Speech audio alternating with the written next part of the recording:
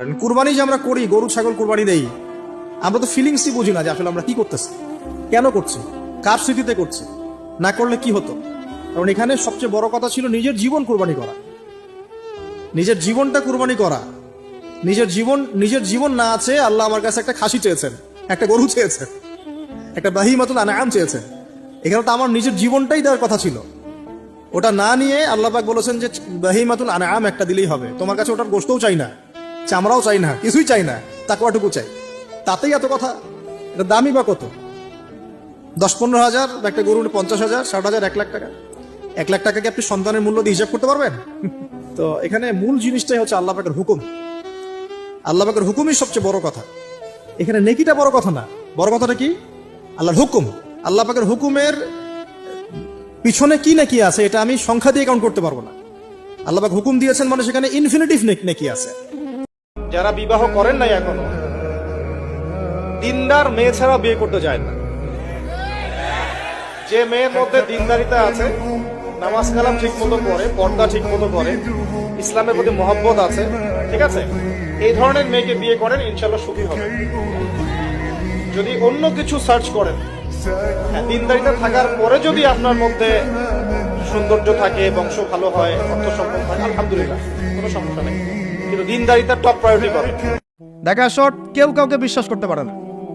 স্বামী পর্যন্ত স্ত্রীকে বিশ্বাস করতে পারে না, স্ত্রী স্বামীকে বিশ্বাস করতে পারে না, ভাই ভাইকে বিশ্বাস করতে পারে না, বোন বোনকে বিশ্বাস করতে পারে না। হ্যাঁ, ইমাম সাহেবকে কমিটি বিশ্বাস করতে পারে না, কমিটিকে ইমাম সাহেব বিশ্বাস করতে পারে না, মাহফিল কমিটিকে বক্তা বিশ্বাস করতে পারে না, বক্তাকে মাহফিল কমিটি বিশ্বাস করতে পারে না। হ্যাঁ, তারপর দেখা যায় যে বস, অফিসের বস কর্মীদেরকে বিশ্বাস করতে পারছে না, কর্মীরা বসকে বিশ্বাস করতে পারছে না, শাসক জনগণকে বিশ্বাস করতে পারে না, জনগণ শাসককে বিশ্বাস করতে পারে না। সর্বত্র চলছে অবিশ্বাস, অবিশ্বাসের যুগ। বাজারে যাবেন এই কেনাকাটা করতে, বলবে একদম টাটকা ভাই, একদম ফ্রেশ, 7 দিনের জিনিস ফরমালিন মায়ের আপনি খাওয়াই দিয়ে দিল। বিরিয়ানি তো আমাদের এখানকার একটা কালচার।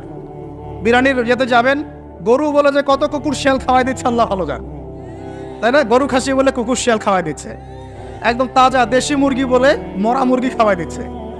হ্যাঁ, বড় বড় রিনাউন কয়েকটা অভিযান করলো না কয়েকদিন আগে, দেখলেন মানুষকে মারার মতো বিষাক্ত রং মিশিয়ে খাওয়াই দিচ্ছে। আমানত সবার আগে উঠে যাবে, আমানত, বিশ্বাস। আমানতদার ব্যক্তিকে বলা হবে খেয়ানতকারী ব্যক্তি, আর খেয়ানতকার যে, ওকেই বলা হবে আমানতদার। যে আমানতদার তাকে বলা হবে খেয়ানতকারী, আর যে খেয়ানত করে ওকেই বলা হবে আমানতদার। তখন আল্লাহ পাকের আযাব আসবে প্রতিটা ক্ষেত্রে। বলবে যে ভাই মাছটা ফ্রেশ, দেখবেন যে পচা মাছ, বা এই যে ফ্রেশ গরুর মাংস, দেখবেন যে ওটাকে একদম ইঞ্জেকশন মেরে মেরে মেরে গরুটাকে ফুলাই দিয়েছে। কোনো কোনো সময় দেখা যায় ডাব খেতে আসেন শহরে, ডাব রাস্তার পাশে ডাব বিক্রি করতেছে, ডাব কেটে দেখবেন পানি অর্ধেক নাই, সিরিঞ্জ দিয়ে পানি বের করে ফেলছে। কোন যুগে আসছে এটা? আমাদের শহর ভাই, আমাদের শহর, যেখানে আমরা সবাই দাড়ি টুপি নিয়ে ঘুরে বেড়াই। আমরা বাইরে একটা অভিনয় করতেছি, আমরা আসলে বাইরে একটা অভিনয় করতেছি।